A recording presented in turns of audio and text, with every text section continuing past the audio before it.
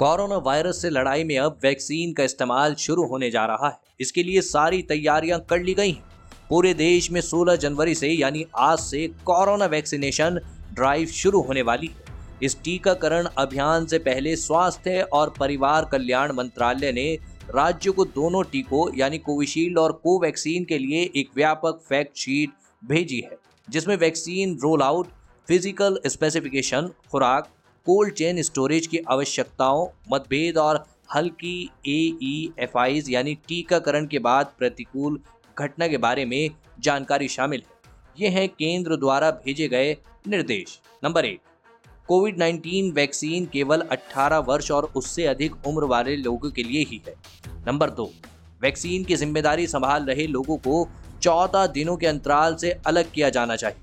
Number 3, दूसरी खुराक उसी वैक्सीन की होनी चाहिए जिसमें पहली डोज ली गई है। वैक्सीन के इंटरचेंजिंग की अनुमति नहीं है, यानी अगर किसी को कोविशील्ड की वैक्सीन लगी है तो उसको दूसरी खुराक भी कोविशील्ड की लगेगी। मनाही, इसमें मनाही क्या है? नंबर 1, ऐसी हिस्ट्री वाले व्यक्ति जिसमें कोविड-19 वैक्सीन की पिछली खुराक की वजह से ऑनफ्लेक्टिक या एलर्जी रिएक्शन, यानी ऐसे लोगों को दोबारा वैक्सीन नहीं लगेगी। वैक्सीन या इंजेक्टेबल थेरेपी, फार्मास्यूटिकल उत्पाद, खाद्य पदार्थ आदि से तुरंत या देरी से शुरू होने वाली एनाफिलेक्सिस या एलर्जी रिएक्शन, ऐसे लोगों को वैक्सीन की डोज नहीं दी जाएगी। नंबर 2, गर्भावस्था और स्तनपान। प्रेग्नेंट और स्तनपान कराने वाली महिलाएं अब तक किसी भी कोविड-19 वैक्सीन के क्लिनिकल परीक्षण का हिस्सा नहीं रही, इसलिए जो महिलाएं गर्भवती हैं या अपनी गर्भावस्था के बारे में सुनिश्चित नहीं है और स्तनपान कराने वाली महिलाओं को इस समय कोविड-19 वैक्सीन नहीं देनी चाहिए। अस्थायी मनाही, इन स्थितियों में रिकवरी के बाद 4 से 8 सप्ताह के लिए कोविड वैक्सीनेशन स्थगित किया जाना चाहिए। SARS-CoV-2 संक्रमण के एक्टिव लक्षण वाले व्यक्ति। नंबर 2, SARS-CoV-2 के मरीज जिन्हें SARS-CoV-2 मोनोक्लोनल एंटीबॉडी या प्लाज्मा दिया गया है। नंबर 3, किसी भी बीमारी के कारण अस्वस्थ और अस्पताल में भर्ती मरीज। दोस्तों, जो हमने आपको ये 3 पॉइंट्स बताए हैं, तो इन तीनों पॉइंट्स में जो भी लोग आते हैं, इन तीनों कैटेगरी में जो भी लोग आते हैं, उनको रिकवरी के बाद यानी जब वह पूरी तरह ठीक हो जाएंगे उसके 4 से 8 सप्ताह बाद तक कोविड वैक्सीनेशन उनकी नहीं होएगी। इसके बाद अब विशेष सावधानियां भी जान लेते हैं। दोस्तों, आपको बता दें कि वैक्सीन को ब्लीडिंग या कोगुलेशन डिसऑर्डर जैसे क्लॉटिंग फैक्टर डिफिशिएंसी, कोगुलोपैथी या प्लेटलेट डिसऑर्डर के इतिहास वाले व्यक्ति में सावधानी के साथ लगाया जाना चाहिए। इन स्थितियों में कोरोना वैक्सीन के लिए रोक नहीं। आइए वो स्थिति बता देते हैं जब कोरोना वैक्सीन के लिए कोई रोक नहीं।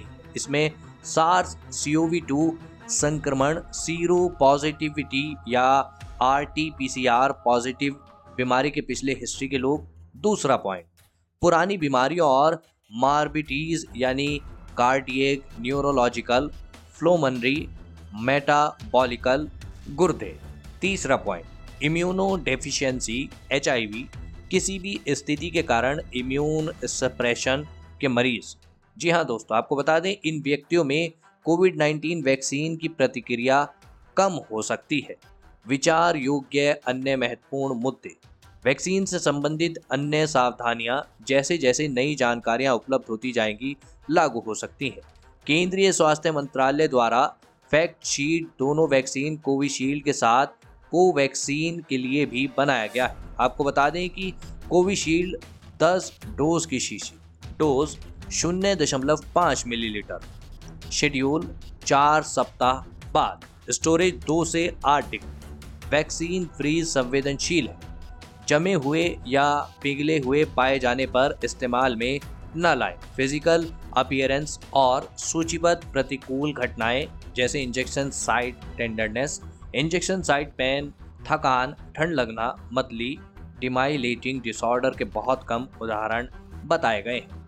अब बात करते हैं कोवैक्सीन की। 20 डोज की शीशी, डोज 0.5 मिलीलीटर, शेड्यूल 4 सप्ताह बाद, स्टोरेज 2 से 8 डिग्री, वैक्सीन फ्रीज संवेदनशील है, जमे हुए या पिघले हुए पाए जाने पर इस्तेमाल न करें। फिजिकल अपीयरेंस सफेद पारदर्शी। सूचीबद्ध प्रतिकूल घटनाएं: injection site tenderness, injection site pain, सिरदर्द, थकान, बुखार, शरीर में दर्द, पेट में दर्द, मतली, उल्टी, चक्कर आना, पसीना, ठंड, खांसी, इंजेक्शन साइट सूजन। दोस्तों फिलहाल इस वीडियो में इतना ही। देश विदेश से जुड़ी अन्य खबरों के लिए चैनल को सब्सक्राइब जरूर करें। धन्यवाद।